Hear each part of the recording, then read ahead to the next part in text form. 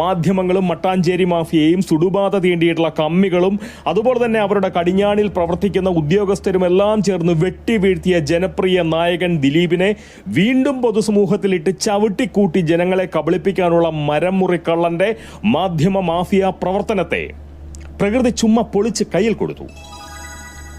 അമീര ശിരസ്കനിലൂടെ ജനപ്രിയ നായകന് മേലുള്ള വിധി പ്രകൃതി പൊതുസമൂഹത്തോട് പറയുകയാണ് ചെയ്തതെന്ന് പറയുന്ന ഒരു പക്ഷമാണ് പോകാനുള്ളത്.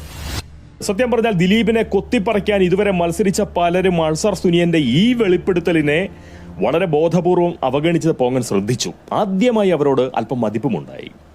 അത്രയെങ്കിലും നന്മ നിങ്ങൾ കാണിച്ചല്ലോ.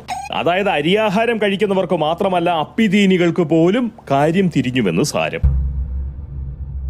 അത്രത്തോളം ബുദ്ധിയില്ലായ്മയും ക്രൂരതയും മണ്ടയിലുള്ളവർക്ക് മാത്രമേ ഇനിയും ദിലീപിനെ കല്ലെറിയാൻ കഴിയുകയുള്ളൂ എന്നും നമുക്ക് മനസ്സിലാക്കാം. തീർച്ചയായിട്ടും ദിലീപ് വിരോധികൾ